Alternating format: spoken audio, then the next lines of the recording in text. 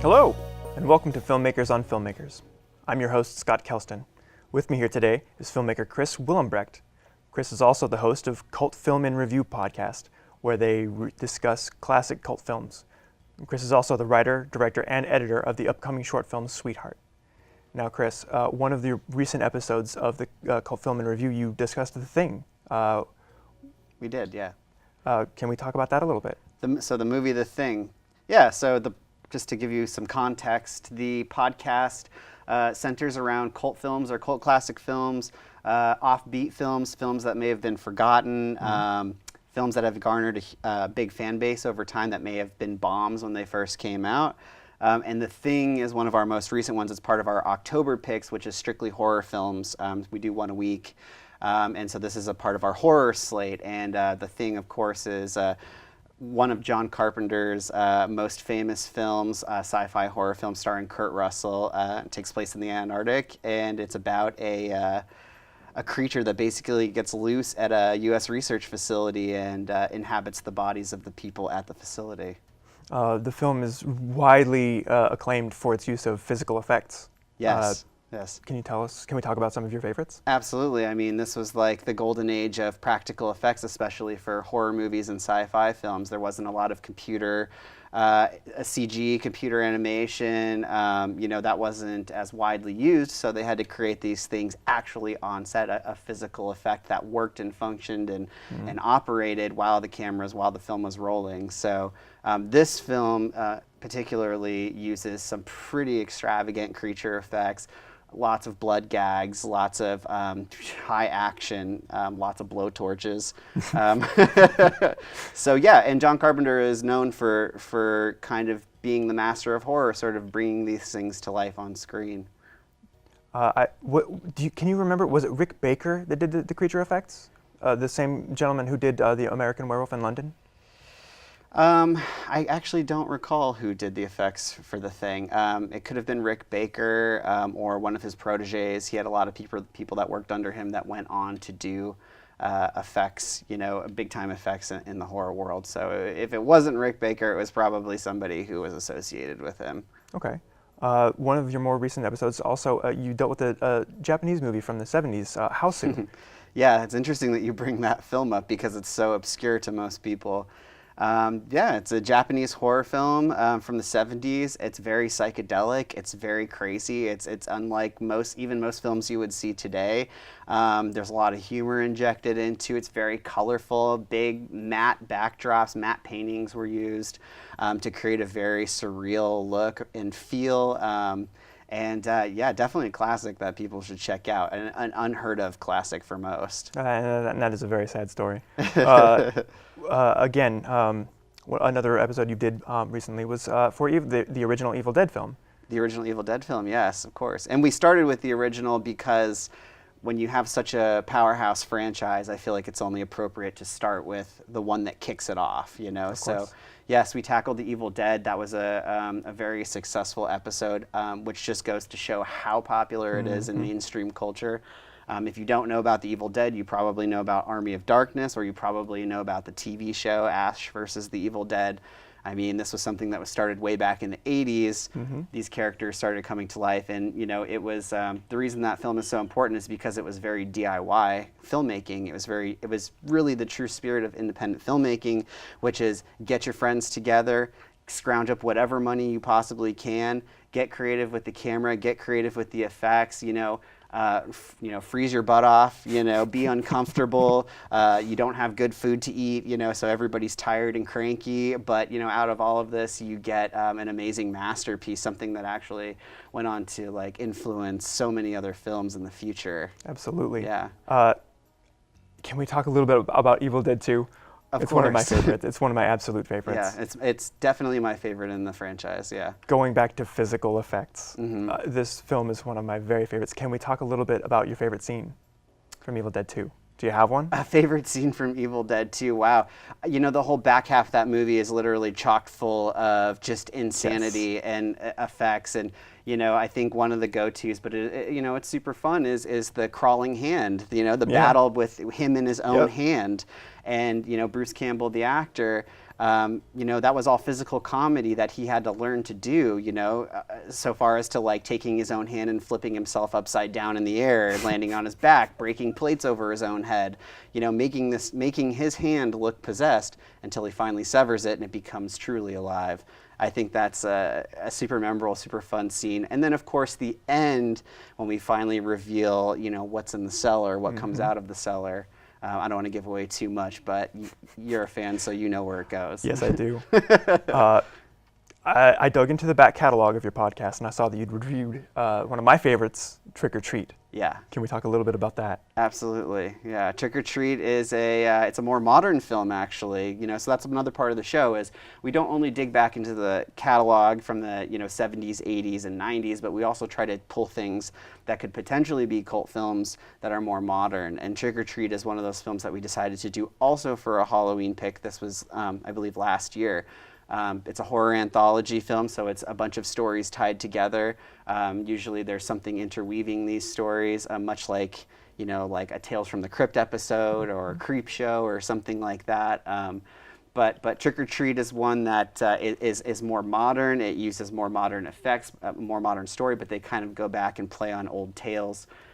Seems to focus around the tradition of Halloween, which is, you follow these certain rules on Halloween. Yes. If you don't, Sam comes to get you, and you have to pay the price, which is usually your life. Your life. It's one of my very favorites. I think it really gets that spirit of Halloween right. If you want something that wraps up a lot of different things into one movie, if you're like, I don't just want to watch a slasher, I just don't want to watch a creature feature or a monster movie, Trick or Treat is going to provide you with all of those things in one film. So a grab bag, if you will. It's a grab bag. Love it. So over the summer, your podcast hosted a film at the Film Bar, American Movie. Yeah. I don't get a lot of opportunities to talk about American Movie, but it is one of my absolute favorite movies of all time. Yeah. I'm so glad to get to talk about it. Where did you come across it? Okay, so the podcast does an event every other month at Film Bar. They allow us to bring some of these movies that we've done on the show or we haven't done yet that we would like to Film Bar, to their location, invite people to come out and watch these movies with us. We usually do like a conversation before the show, and then following the show we'll do like trivia or talk about the film, do giveaways, prizes, things like that. American Movie was high on our list because on the show it's one of the few films that we've all given a full 5-star rating. Yes. That doesn't happen very often with 4 people. So we all walked away with a sense of this movie affected me. And I think that there's like a common theme with people who enjoy this film, and that's struggling artist. That's somebody who wants to be a filmmaker, who wants to be an artist, an actor, or whatever. And the struggle that they actually have to go through to make it happen, no matter what scale it's on, whether it's a Hollywood scale or a very, very independent scale. The characters you watch go from having nothing, 0, to essentially having nothing and 0 at the end, but how much work they actually put into making a film, doing it right, getting people involved, getting people to show up on set, and all the while, they just happen to have a documentary film crew that follows and documents their struggles and their successes through a 2-year period. And if that wasn't enough, interesting enough, the characters that you're following are caricatures. They're people that you can't even believe actually exist. They're hilarious. They're over the top. And what's great about the film is the documentary crew gave these people a platform. Like they didn't know that movie was going to put them, raise them a little bit higher. When it comes to being known for what they're doing. But the documentary film crew made this. It won Sundance 1999 Best Documentary. Right. And it's for anybody who's a starving artist or somebody who's trying to make it and they feel like they've got the world against them, like this is the film to watch to get you inspired and motivated. It's like going to see a band. Yeah. You want to go home and play guitar. You want to go home and play your drums because you feel like anybody can do it. That's the feeling you get after you watch this very movie. Apt. As a drummer, that is a very apt comparison. Totally, yeah. There are 2 movies that make me think of Thanksgiving: Fantastic Mr. Fox and American Movie. I love them both so much. Yes, good. Yeah, I don't want it to be forgotten. I think it's a really important movie, and I'd hate to see it get lost in the sea of media that we've come to have in our lives now. So hopefully it will continue to grow. Johnny is just like every other little boy who rides a bike. Except Johnny's not. Johnny uses BMP pedals. Pedals that last forever. So this Valentine's season, instead of buying your loved one chocolate or flowers, things that only last as long as your relationship, buy your loved one BMP pedals. Pedals that never wilt away.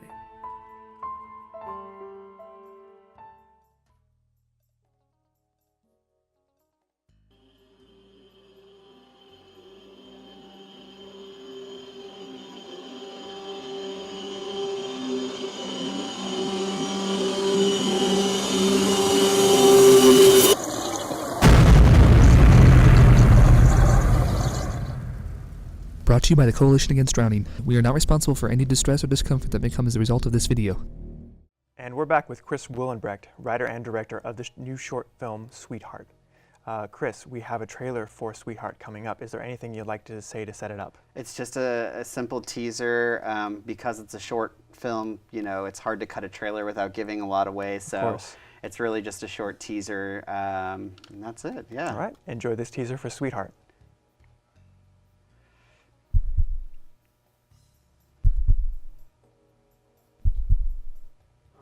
Bring up audio inside the studio so that they can...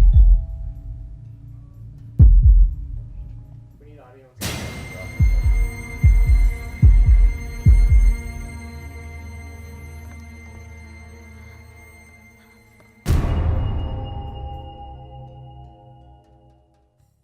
All right, Chris, that was the trailer for Sweetheart. Can we talk a little bit about its inception and how long it took to go from concept to execution? Yeah. So from concept to execution, maybe a total of 4 months. And that's from starting to write the film, which is just a short film. So it's just mostly a lot of descriptive action, polishing that up, making sure it's what I wanted it to be, collecting all of the people to do, the jobs. Like I needed a cinematographer, I needed a sound guy, I needed, people to be there on set helping, lighting, of course, huge important things. So gathering up all those people, scheduling dates, finding the actors, getting everybody to commit and sync on their schedules. And then, to shoot the film, it was about, I think it was 5 days in total, various nights or mornings or weekends or whatever I could make happen between all of the people. And then from that point on, the editing process is always the longest part because you're putting the puzzle together, you're creating your vision, and you want to make sure that it's just right before you let, the public see it. So yeah, I would say 4 months until it was finally polished up and sound was finished and mixed and mastered. And yeah, that's pretty average, I think, for a short film that's 16 and a half minutes. Okay. As a student director, I'm finding myself with the upcoming issue of I don't understand how to distribute my works. Can you talk a little bit about your plans for distribution? Yeah, well, distribution typically, or at least film distribution typically applies to feature-length films. So usually something that's, 60 minutes to an hour and 30 minutes, all the way up to 2 hours is suitable for feature, for wide distribution. And that means getting it onto platforms, getting it into public places, retail stores, any of those, like taking that film from your editing room to the public and actually, cutting the trailer, making it interesting, drawing attention to it. That's the basic process. You package it up once it's been made. You tweak anything that needs to be tweaked. If sound needs to be redone, if things need to be edited for certain platforms, sometimes there's censorship issues. Especially in the genre that I deal with mostly, which is horror. Of course. There's all these factors that go into it once you finish the film to getting it to the shelf, or to the Amazon shelf, or to Redbox, or to YouTube, or anywhere that anybody would stream a movie. Google Play, these are all places that all of us use now to get our media. and it's the distributor's job to take it and put it there, but not only put it there, but to elevate it, to make it, to give it the good artwork, to give it the good trailer, so that people are interested in watching the movie. I've also got a short film coming up, and I'm trying to find a proper way to start submitting it to festivals. Now, we've been given a few options at the school, but I was wondering if you have any advice in that regards. As far as submitting to festivals goes, you definitely want to be careful about what festivals you're choosing. You want them to kind of be right for the type of film that you've made. Okay. Also, there's 1.5 million festivals out there, as you've seen through Film Freeway or Without a Box, yes, or any of these online platforms that kind of take your film and give it to the festival. That's where most people will go to submit their films. It's just knowing which festivals you actually make a difference, So every festival is fun, and it's always fun to say that your movie's in a festival, but some hold more weight than others. Of course. And you have to be realistic about that, So if your film goes to, this festival, it might have, let's just say, more bragging rights than this one over here. And it gets very expensive to submit to festivals. So you want to choose wisely, just doing research, making sure they've been around for a while, seeing kind of what the perks are to being a filmmaker that, is invited to these festivals, like just doing your research on them. And like I said, if you're making a specific genre of film, there's definitely genre-based festivals that are going to be good for you, where your audience is going to be for that movie. I love doing local festivals because you get to meet the people that are around you, and the people that are working on the same stuff that you are, the same type of medium that you are, and connecting. So always being local and putting an emphasis on local, I think, is important because it expands your opportunities for where you are. So there's no magic to film festivals. Runtime is a huge factor. They need to be able to block your film in with a bunch of other films. So if you have a 20-minute movie, they have to say, am I going to put this 20-minute movie in here, or am I going to put 3 5-minute movies in here? They're going to put 3 5-minute movies in here because they would rather get more films. They would rather have more people come to the festival than somebody who's taking up a 20-25-minute slot with a short film. Okay. So runtime is a factor. It is a major factor. Archetypal imagery is the language of dreams. It is how they communicate with us. So this is the sun. I think so. It wasn't raining. What does it matter if it's raining? Everything matters. It didn't just feel like I was watching her die, it felt like I killed her. You are making progress. Trust me. Your style certainly developed. They're dreams. What the hell is going on, Cassie? Today I met someone and then I saw him in my vision. Each one of these is a real person. I didn't know you were watching us all this time. The game is easy. All you have to do is catch me. Cry, baby, bunting. Daddy's gone hunting. Everything's going to be all right. We can catch whoever's doing this. Wanna play hide and seek?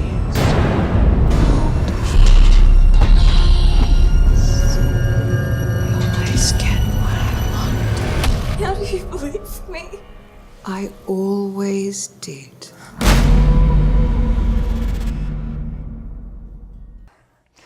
That was the trailer for Dark Sister. Now, Chris, you are in charge of distributing this film. Yeah, I'm a project director for Wildeye Releasing, who is putting this film out pretty soon. And project director is like you wear a lot of hats with that job. So, it's anything from like directing like the where the film is going to go, how it's going to get there, what the artwork is going to look like, what the trailer is going to look like. Working in conjunction, obviously, with like the CEO of the company, and he's the one who has the final stamp on everything. But I help to guide the filmmakers. I help to guide the people working on like the materials and the assets for the films. Yeah, and it's kind of like a manager for like all departments, really. All right. Yeah. How did you come to be in this position? I worked for another company for about 4.5 years. That's based locally that does distribution. Very much in the same genre, like a horror, sci-fi, independent kind of realm, and I decided I kind of wanted to try it out on my own, like go step out and maybe go work with like some other people, some other companies. And Wild Eye was a company that was sort of in the same line with what I knew what to do, you know, or excuse me, let me take that back. Wild Eye was in line with what I already knew how to do. Sure. You know, what the films that I actually like watching, horror, sci-fi, genre films, things that I personally am passionate about. So, you know, I kind of stepped in and said, here's the things that I can do for the company, and they decided to take me on and let me sort of run with what they got going on for the next year or two. So very cool. Yeah. Well, before we wrap up, I'm being charged to ask you, what advice do you have for us aspiring filmmakers coming out of SCC? Yeah, there's a lot of. That's a great question. It's an amazing question, because what you need to know about filmmaking is, why are you doing it? You know, there are so many people in the filmmaking world that think that making independent films is like a lottery ticket of some kind, or like they're going to get, you know, they're going to make a lot of money doing this, or a lot of fame comes with this, or notoriety or of some kind. I mean, you have to be realistic about how many people are actually out there making movies, and to what quality they're making them at. And, you know, being very self-aware about what you're able to create and where it should live is important. You know, being humble, like, you know, there's too many people that think they have the best thing, and they go in with very high expectations, and they're disappointed on the back end because the film doesn't perform the way that they thought it was going to. Everybody thinks their film should perform well, but the fact of the matter is the audience decides that. You know what I mean? The audience decides if it's worth spreading, sharing. Like, you want to go tell somebody about American Movie. You want to go tell somebody about Trick or Treat. That's right. Does somebody want to go do that about your film? Did you make a movie that incites people to do that? You know, and that's excluding your family and friends. That's people who don't know you, you know? So you have to be really aware of your place in the world and be very humble about what you're doing and why you're doing it, and to keep going. If you make one feature film and it doesn't, you know, make you rich, that doesn't mean you should stop making movies. You know, I mean, think about some of these classics. Like I said, they bombed when they first came out. They didn't make money, but over time they gained a following, and those filmmakers got better over the years, and they did better films and got more opportunities. I like to think of your first and second film as a calling card. Like, show what you can do, show what you can pull together with a skeleton crew with no money, and how creative you can actually be with that. And that will prove to somebody who has a lot of money to give you a lot of money to make a movie. So, you know, short films are a great way to explore that, to explore your style, to explore the types of movies you like to make, the types of content you like to make, gauging audience reactions at film festivals on how people react, the parts they react to, they don't react to. You know, like that, it's all a learning lesson. It takes many, many years. Like, nobody just, you know, falls out of film school into like this great job unless there's nepotism involved. Like, that just doesn't happen. So, you know, take it seriously, work well with people, make friends who are skilled at doing these jobs that you're going to need. If you want to be a director, you need somebody who knows how to use a camera really well. You know, somebody who knows how to light really well. Like, find your group, find your community that believes in what you're doing, and just keep going. That's how all the greatest filmmakers have come to be, is they just, you know, I feel like all the greatest indie filmmakers, I should say, is they started from nothing. They had a great idea. They believed in it. They didn't care if they were going to make a bunch of money, and they just did it. And, you know, sometimes magic happens. And it's even harder now because you're competing against a lot more people who have, you know, access to the technology that allows us to make films more frequently now. That's true. Well, thank you for that advice. Where and when can we watch Sweetheart? Sweetheart is going to remain off the internet for the time being. Okay. It's still being submitted to festivals, and you don't really want it available online if you're submitting to festivals. Why would they show it if somebody could go watch it on YouTube, you know? So I'm holding it back for a little bit. Once it does its run, then I'll release it probably to YouTube or to Vimeo. Great. Well, Chris Wilembrecht, thank you so much. Thank you. This has been Filmmakers on Filmmakers. I'm Scott Kelston. Have a good day.